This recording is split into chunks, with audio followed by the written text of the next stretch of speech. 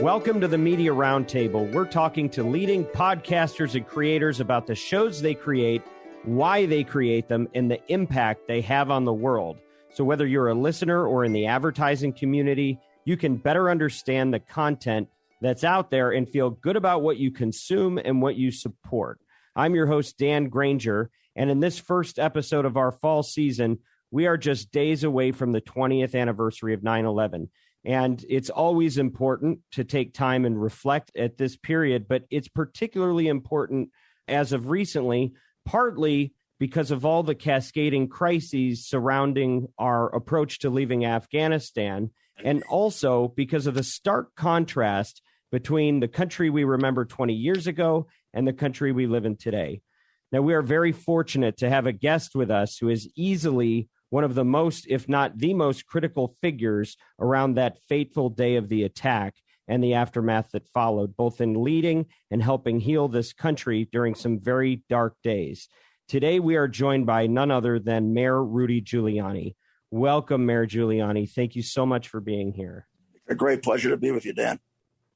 Now, before we talk about your program and before we look back at 9/11, I just want to set the stage a little bit, reflecting back on your career, because you've had so many chapters that I think provide context for where we are today. And I'd love to get some of your perspective just looking back. So if my research is correct, about 60 years ago, you were a young Democrat and you actually met JFK. Is that correct?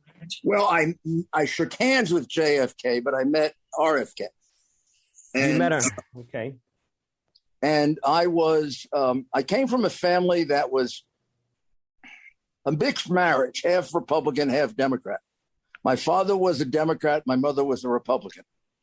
They both shared in common, however, a very, very strong aversion to communism. And they both were early supporters of Joe McCarthy.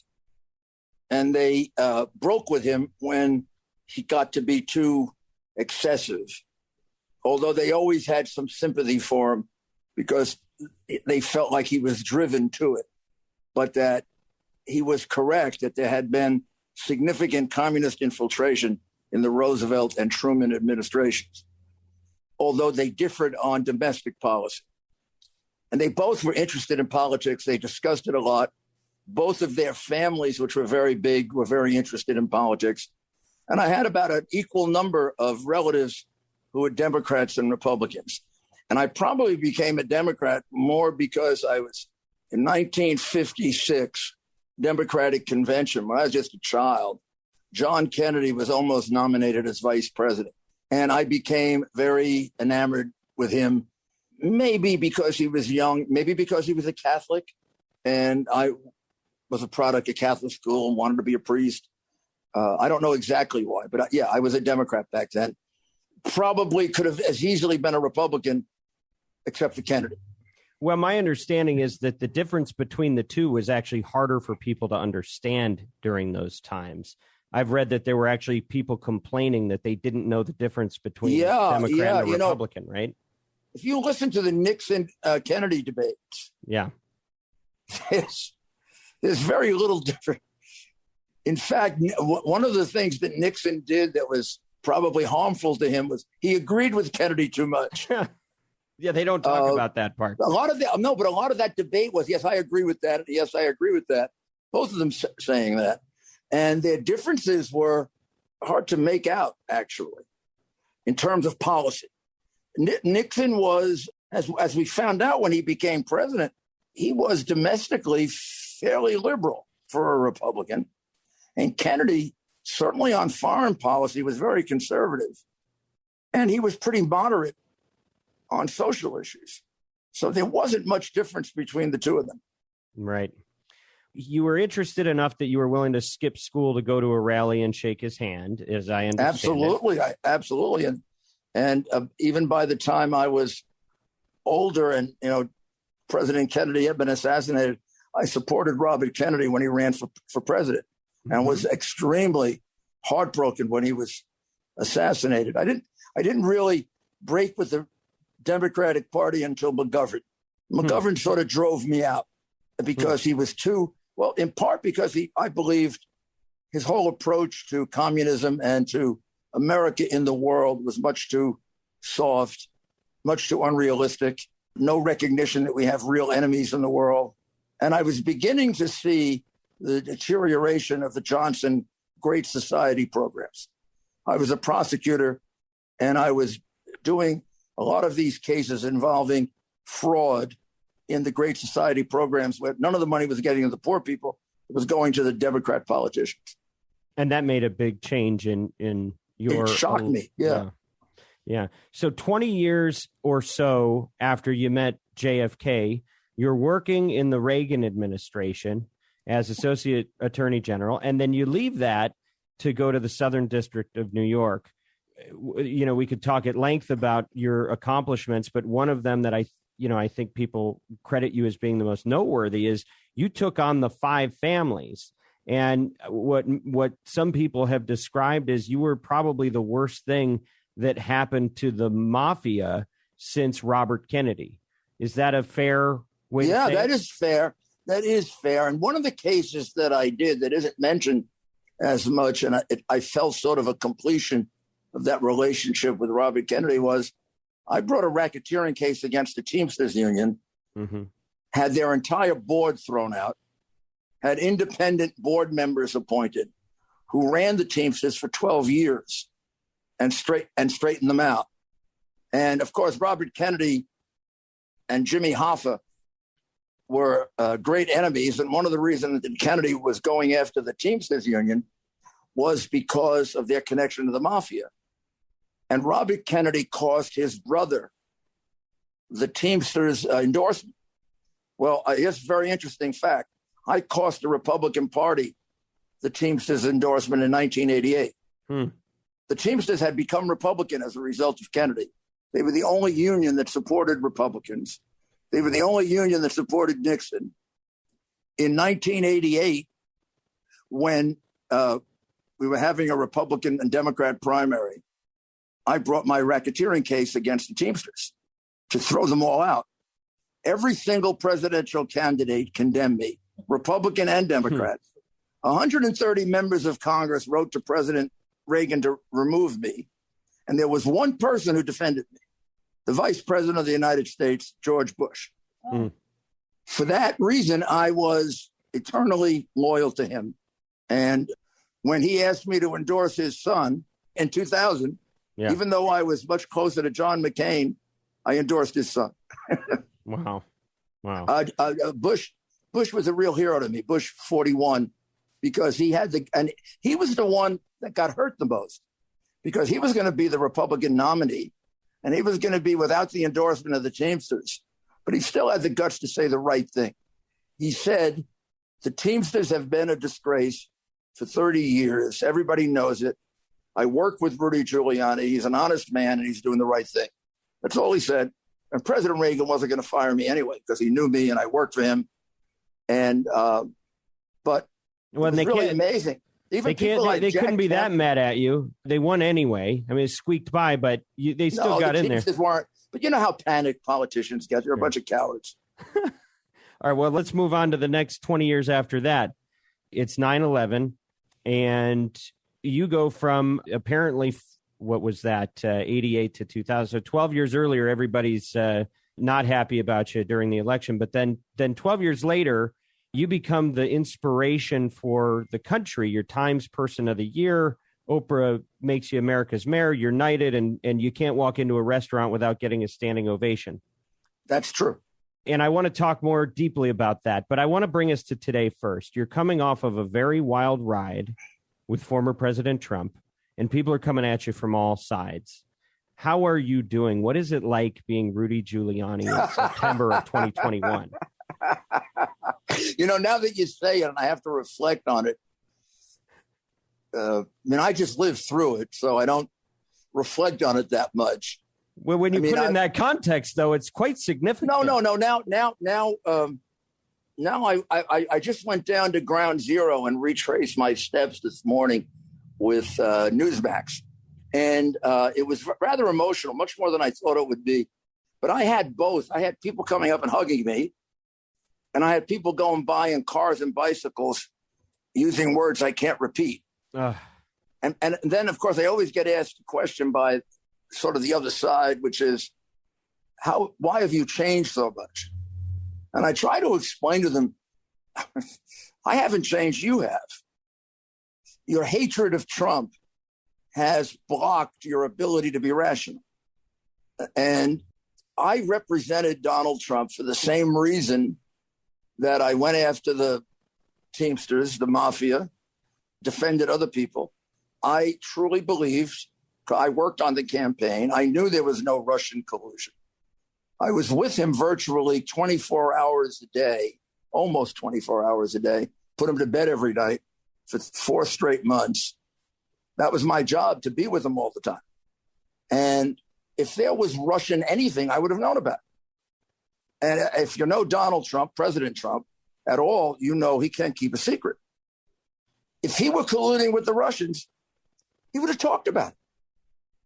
He would have actually probably, at that point, what they were talking about, getting information from them, I'm not sure he would have known that it was wrong or criminal. It's not even clear that it is criminal, by the way. But, I mean, there was no connection with the Russians. It was a completely made-up charge. We eventually proved that. And I represented him really because I believed, and I was representing an innocent man. So it was with a great deal of intensity and fervor and the way I do everything.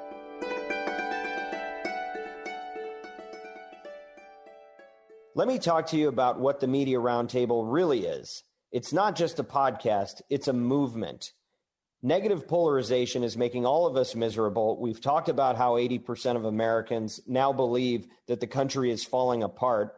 And meanwhile, private companies are the most trusted institutions in America, while trust in media has never been lower. And the irony here is that it's these same private companies that actually make news media possible through sponsorship. So the Media Roundtable joins together media and marketers and mobilizes them to promote truth and civility in journalism. We're committed to increasing advertiser support for content that shares our values of clarity, fairness, truth, tolerance, respect, and de-escalation. By the way, you can learn more about this when you read the pledge in full at MediaRoundtable.com. So if you're in media or marketing, you can make a powerful difference in helping to bind the wounds of our fractured nation without compromising your business goals or your brand values. Media Roundtable is here to help by providing resources and support for our members every step of the way. We want you to get involved. All you need to do is visit MediaRoundtable.com and sign the pledge right now.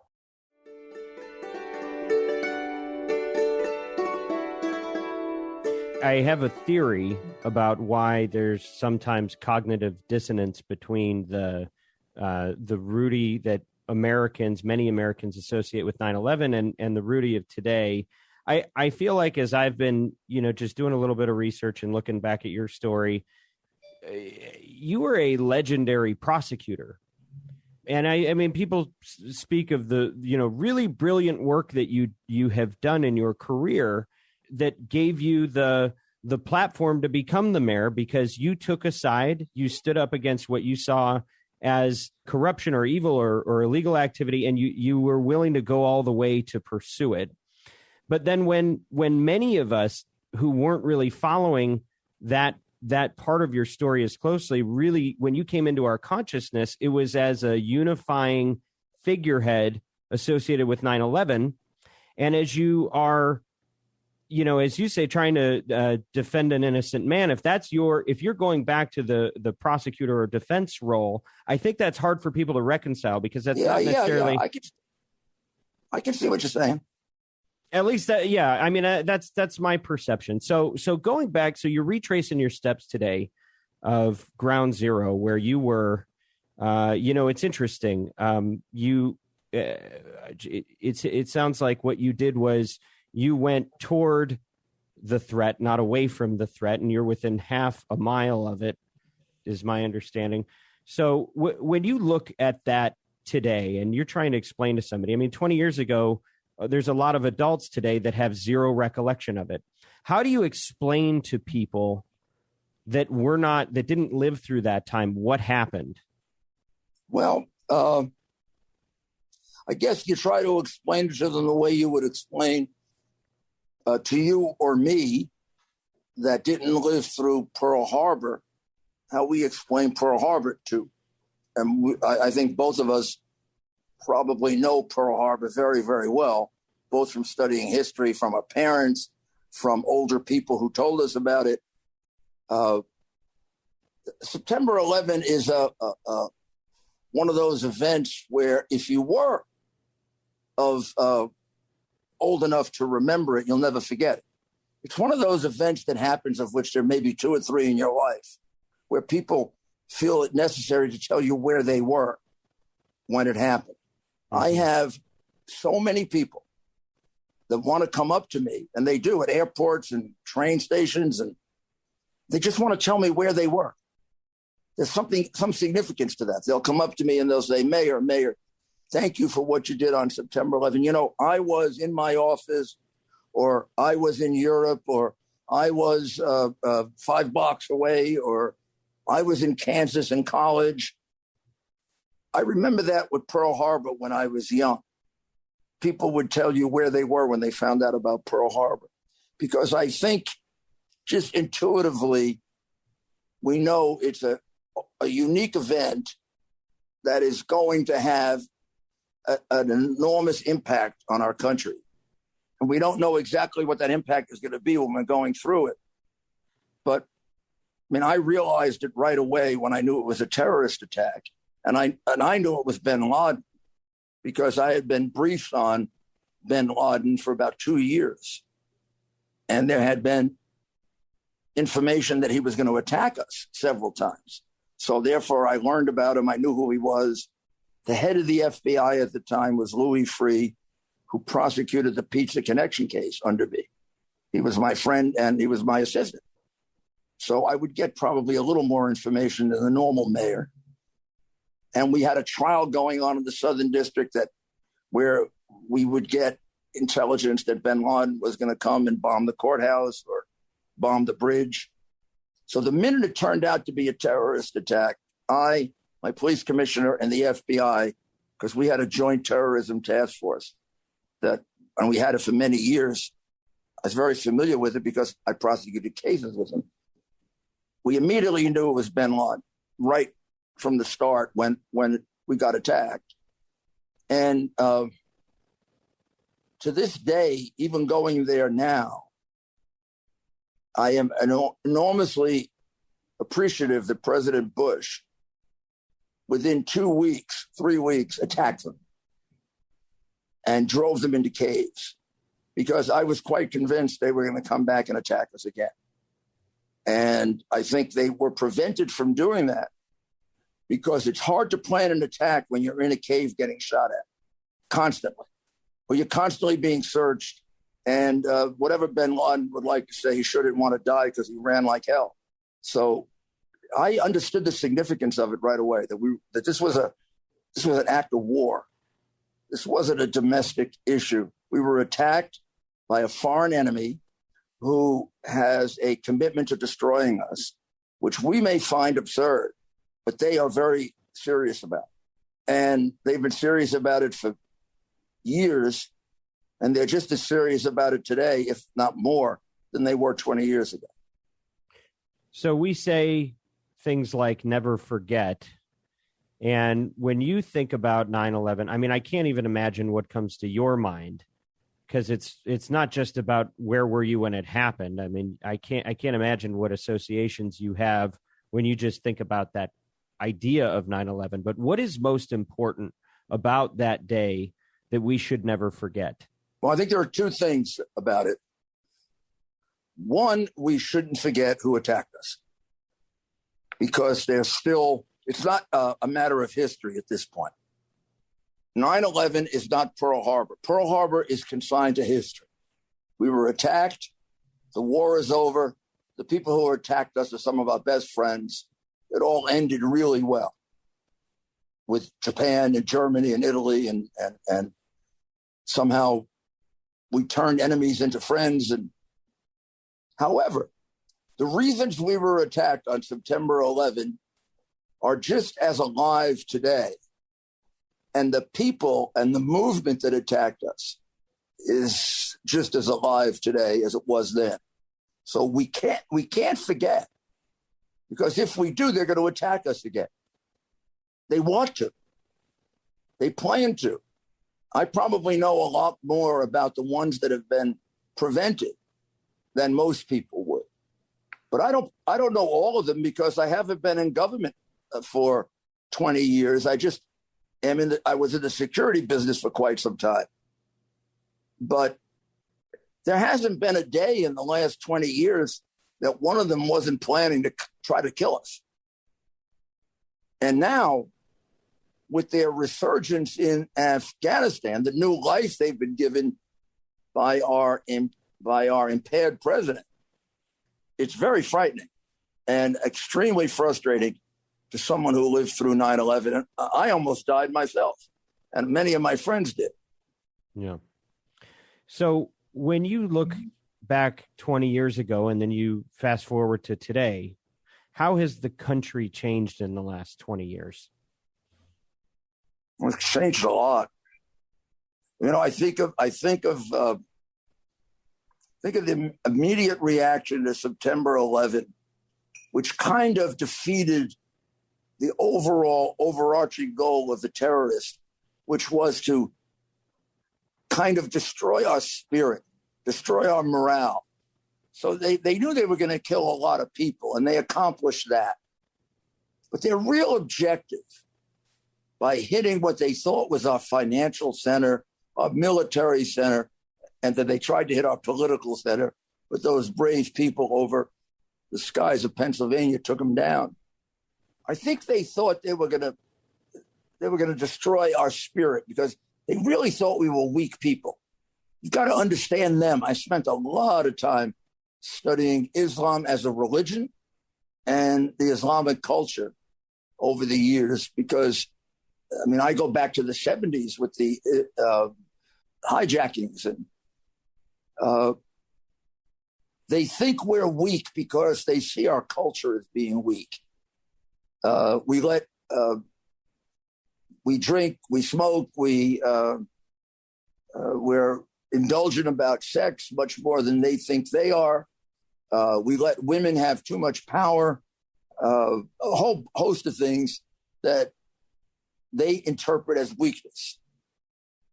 And they were absolutely convinced that by hitting us like that, number one, they wouldn't get hit back very hard because Clinton would never hit them back very hard. When they attacked us, he would go bomb an empty field. Like Biden, did a drone strike on people we don't even know who they are. They're so insignificant. So he thought he was going to get that kind of response out of this very weak country, and our spirit would be broken. Well, instead, we had more of the reaction like the Japanese admiral after the after the attack at Pearl Harbor is reported to have said, when he was congratulated on his success, he said, "I fear that we have awakened the sleeping giant."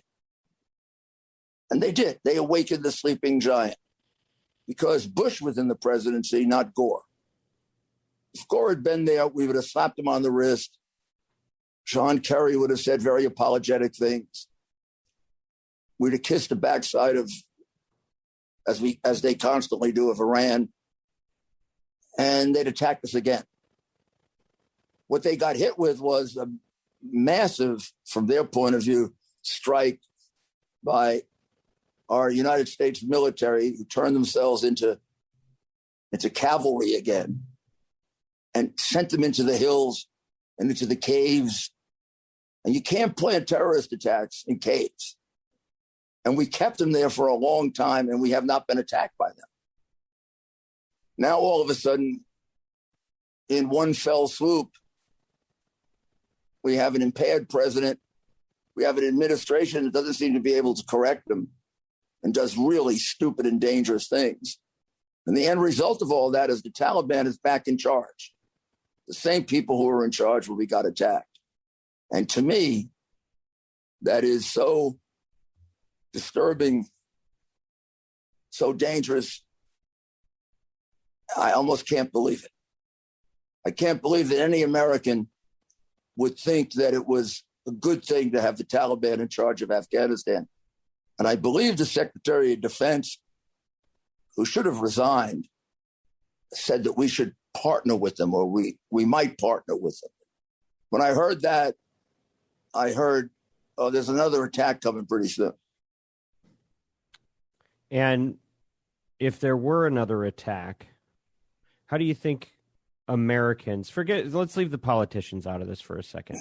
How do you think Americans would respond today versus before? Because I will tell you, I mean, look, I was in college. I had never been to New York City when it happened, but I was in California at the time, and I was driving down Imperial Boulevard, and I saw people on the streets, some people with painted faces, people draped in the American flag, America everywhere, pride everywhere, people standing up for each other, and unity. That's what I saw. And I think that's what you represented for a lot of people during that period of time. Do you think we would unify after such an event today? Enough of us would, yeah. It might not be as complete. I mean, we have an awful lot of people now who have invested a lot of time in hating America. A lot of energy has been invested by, I believe, people who either consciously or unconsciously are trying to drive us toward Marxism in getting us to hate our country, run down our heroes, run down our flag, run down our national anthem, find something wrong with everyone who's been a hero. So, I mean, we got a lot of things to be embarrassed about and to correct, but we've done a lot to correct them, a lot more than any country in the world. And the people who want to run us down and destroy us never mention that. But there are still well beyond a majority of Americans that if we were attacked would rally to the flag. Most Americans don't want to kneel down when the national anthem is played. They get goosebumps. And most Americans, when they see the American flag, think of the 13 people who died the other day, who gave up their lives in order to help other people who don't even know. Because America is is the only country that's ever done that. We're the only country that has sent our young men and women to places to help other people, to free them from Nazism, free them from fascism, free them from communism.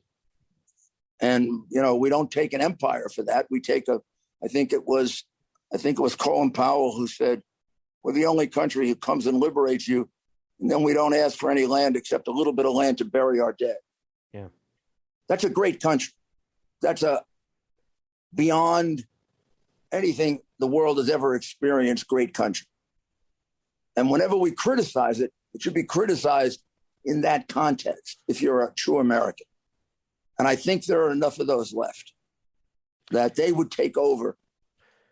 So when you look at the more existential threats that we face in this country, the real threats to democracy, you know, you talk about the Civil War, you talk about the differences.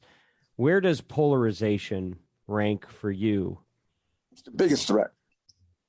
The biggest threat to democracy has always been from within. Our founding fathers told us that. I mean, they predicted that if we ever imploded, it would be from within. Back in the 1950s, there were books written about the enemy within. We're such a strong country. We have such wonderful abundance of wealth in this country. So listen, I want to make use of the last few moments with you to make sure we get a chance to talk about your show. And, you know, I want this to be an opportunity for people to understand you better. I'm understanding you much better and really, really appreciate, you know, how candid you are and how committed you are to your beliefs. Tell me about Common Sense. You know. My podcast is now a year and a half old, and I did it largely because I felt my podcast could get to the American people information the New York Times will not give them. That we have to go around the Iron Curtain of censorship, and we have to get out information about things that they will just not cover. The criminality of the Bidens, the numerous witnesses who are willing to testify to it, the hard drive in which they actually confessed the crimes they committed, including child pornography. And the fact that for some reason they have such a hold on the law enforcement in this country that we no longer have equal justice under the law. That's what I dedicated my life to when I started. That's what I dedicate my life to now. And they can do whatever they want to be. I'm going to keep telling the American people the truth. Well, and anytime anybody wants to look at the evidence, which they never do, I'm more than happy to show it to them. No judge would hold a hearing. They didn't want to hear from witnesses. They didn't want a witness get on the witness stand and say, I'm just a little person from Michigan, and I was brought in by the Democrat Party in Detroit, and they showed me how to cheat. Let me explain how they showed me how to cheat. I have a witness like that, 60-year-old woman. She went to a priest to confession because they were asking her to do things she thought were terrible. I have affidavits from 300 people who observed voter fraud. I'm not allowed to go on Fox and say voter fraud, except I'm not saying it. I'm just repeating what 300 people have told me. They're all being suppressed. We have to get over this. Otherwise, if we don't, we become a socialist country that's authoritarian. And when you look at some of these governors, like the one you have in California, they got a strong tendency towards authoritarianism. They're not libertarians. They're authoritarians. They want to tell you how to live your life. They want to rely on science, but then they bastardize science to fit what they want. I'm going to have to go now. Well, I just want to say I really appreciate you sharing this with us, and you've been very generous with your time and very patient getting onto the call. So thank you so much. And, thank you very much, Dan. This show is dedicated to advancing our mission of mobilizing marketers to promote truth and civility in journalism. We value clarity, truth, fairness, respect, de-escalation, and tolerance, and we invite you to engage with us at MediaRoundtable.com. If you found this show helpful and are committed to our cause, please follow us on iTunes, Spotify, YouTube, or wherever you listen. It's always free, and if you're a marketer looking for support to live this out, you can get in touch with our agency, Oxford Road, by visiting oxfordroad.com and subscribe to our weekly newsletter, The Influencer. Special thanks to Bianca, Kyle, Jennifer, and the team at Podcast One. As always, influence responsibly.